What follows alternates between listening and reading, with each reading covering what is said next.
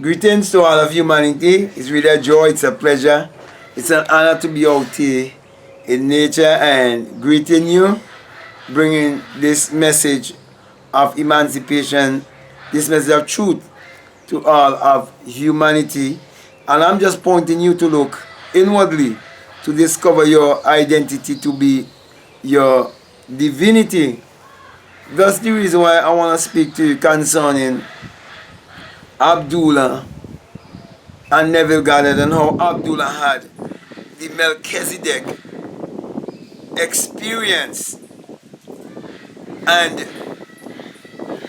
if you know about Melchizedek, you would know that Melchizedek was known as a high priest.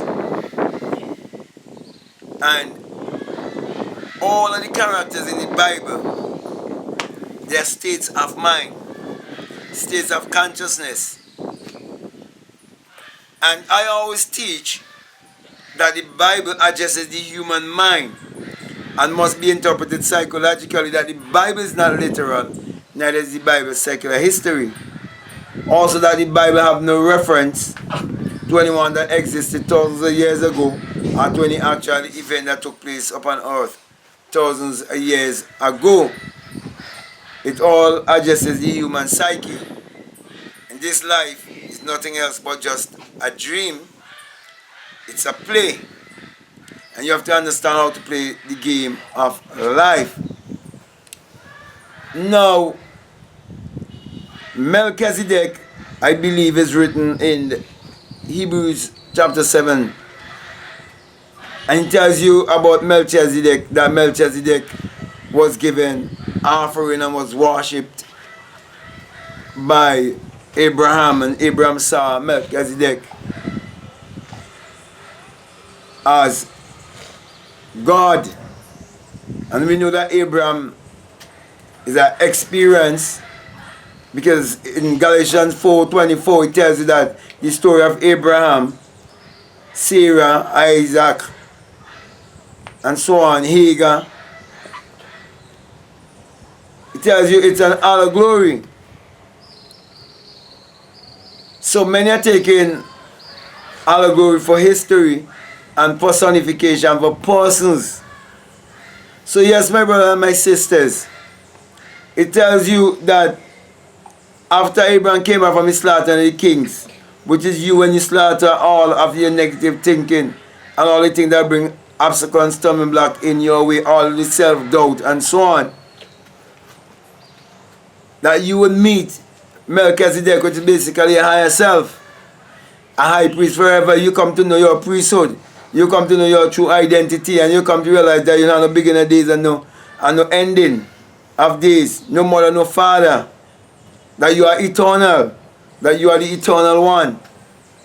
And so when Abdullah met Neville, Abdullah wanted us to show us that he would have had the Melchizedek experience.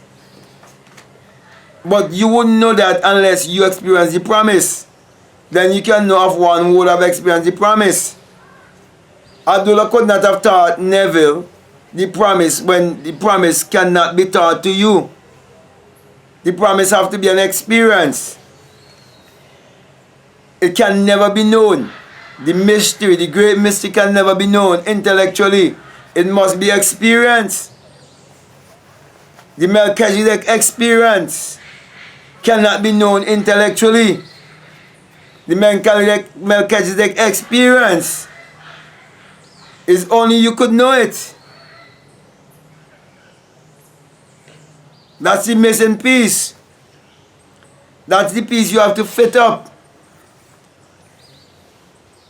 That's the stone that the builder refused, that come the head corner. The head corner stone.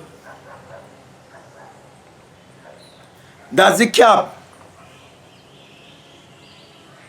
And the pyramid, that's the cap right above, that they didn't cap the pyramid, because the cap has been blown off. The crown chakra, the stone has been rolled away. There lays the empty tomb. So yes, my brother, my sisters, Abdullah spoke to Neville and tell Neville that he was late. And he also told Neville that thousands of years ago, they were in China as philosophers, and that Neville agreed to forget so he could be able to play the part that he should play. So there was an agreement.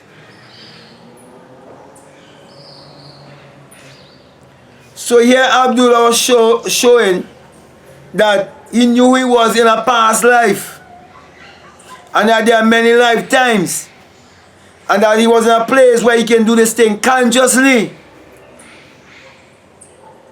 And the Bible tells you that you say, "Oh death, where is thy sting? Oh grave, where is thy victory?" You overcome death, hell, and the grave. You overcome everything. You're just going over in the cycle over and over and over because you realize it's a dream. And you just playing the game. You just playing the role that you want to play.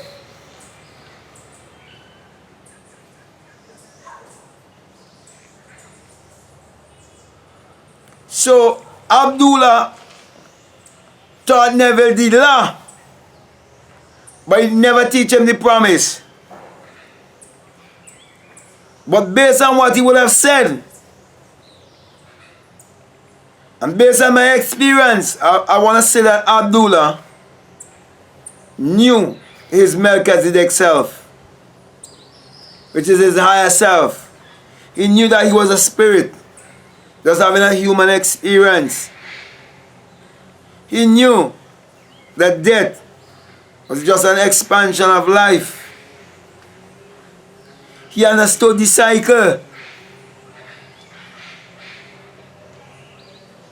And most likely, I want to believe he's one who would have died consciously. Because he can die consciously, knowing that he would awake out of the dream. So my brother, my sisters, this message that I'm bringing to you, it is the Melchizedek frequency.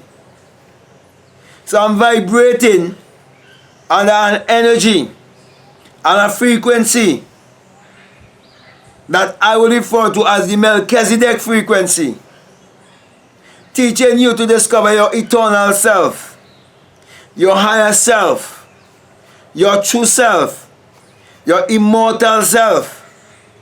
You're told that you will change from mortal to immortality in a twinkling of an eye. That twinkling of an eye is the opening of an eye. Why sleepest thou? Awake. And the Lord awaketh out of a great sleep, as of one given to wine. And it tells you that Abraham also went into a great sleep. It's teaching you the great sleep all throughout the Bible. The sleeping and the awakening, it's all over the scriptures.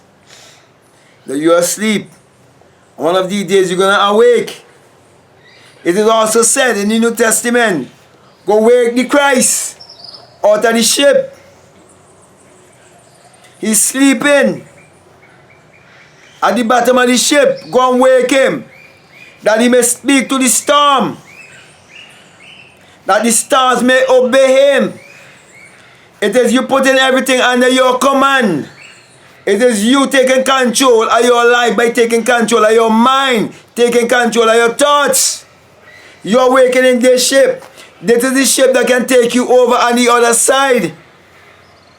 It can take you from Galilee to Jerusalem, the place of peace, joy, and happiness, the place of contentment, the place that you know that you can create your reality consciously. That's the reason why Abdullah taught Neville Goddard how to create his reality consciously, and that imagination creates reality. And because of that, he was able to transcend and come in to discover that his true identity is his divinity. And that he will bow to no aristocracy. Only the aristocracy of the spirit. So yes, my brother and my sisters, we have to believe in ourselves. We have to believe in the Melchizedek anointing, in the Melchizedek vibration and frequency, the Melchizedek energy. And we have to harness that energy. We have to pull from that energy. We have to pull from that substance, that invisible substance. We have to live in the realm of the immortal. We have to live in the realm of eternity. We have to live in the realm of the higher self. We have to live in the realm of life. Not in the realm of good and evil, but the realm of life, understanding life. Understanding how to walk with the elements. Understanding how to control and rule our world. How to create our world. And how to make the world a better place. How to uplift humanity. How to bring value to humanity. How to teach humanity that there is greatness within them. How to teach them how to love themselves. How to believe in themselves. How to use their creator power to achieve their every desire. That's the Melchizedek anointing. That's the Melchizedek portion. When you drink and eat of the Melchizedek portion, you are like Shadrach, Meshach, and Abednego, who didn't eat the king's meat, but you're feeding on the pulse. It ain't mean that you're just eating vegetables alone. It means you're eating the good things that will fuel you into positivity, into wisdom, knowledge and understanding, into discovering your higher self, and you won't bow to idols because you understand your higher self and you embrace your higher self. So I could go on and on and on and on, show you the Daniels, show you it all have to do with your Melchizedek self. When they put in the fire, instead of they see 3, they're going to see 4. They're going to see the invisible man.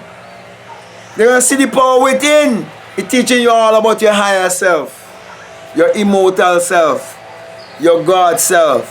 Nevertheless, according to Psalms 82, you're going to die like a man because you are having a human experience. You have to embrace death. You have to all be mindful of your mortality.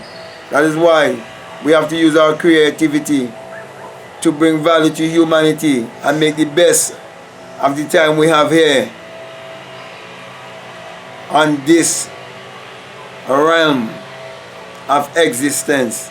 So with that being said, my brother, my sister, I want to thank you very much, and I want to say if this message has been very inspiring to you, if it resonates with you and you haven't subscribed already, I'm commanding you to subscribe right away, and not just subscribe and do not share, but subscribe and share to all the friends, your relatives. Some will accept, some will reject, but share this truth and comment, like, put what I'm saying to work. Use your imagination to create your reality. What better thing can I tell you to do but to look inwardly, to look to yourself, to believe in yourself, to trust in yourself, to use your God power to achieve your every desire. What more can I tell you? Just like Abdullah did, he taught Neville Goddard how to discover his higher self by teaching him how he can change his reality. You can change your world because you are the creator of your world. So my brother, my sisters, just a reminder as usual that this message is single-eye message of self-realization, which Matthew 6:22 teaches us that if your eye be single, your whole body will be full of light. Thus the reason why, my brother and my sisters, hadn't it been that I would have had the experience where I awake within myself like a fiery being, hardy and all the wind, and ascend up on high, exit my skull, and come back to Jerusalem, come back to Zion, place of peace and joy and happiness, the place of bliss. And when beyond the skull, I wouldn't have been here, putting my hand right beyond my skull, giving you the symbol of the single eye, and saying to you that when you have the experience, you come to realize that it is the rising of the S-U-N and S-O-N, and that is the dawning of a new day in your life. For without the sun, there is no life and there is no light. And without the human imagination, there isn't anything made that was made. Therefore, the sun parallels the human imagination, and the human imagination parallels the sun. And the Bible refers to the Lord thy God as a sun and a shield, and no good thing will he withhold from you. And also in Malachi 1:2, you've been admonished that the sun, as in the S-U-N, of righteousness shall arise in you with healing in his wings, bringing healing to you in every way possible when you believe in yourself and believe in your human imagination to be the God, the creator within man. Therefore, my brothers and my sisters, as I always say to you, the sun, without the sun, there is no life and there is no light. And without the human imagination, there isn't anything made that was made, and that they parallel each other. Therefore, my encouragement to you is to use your mind power, your solar power, your God power, your creative power, your inner power to achieve your every desire and live the Melchizedek experience. With that being said, I want to say peace, love you all. I'm out.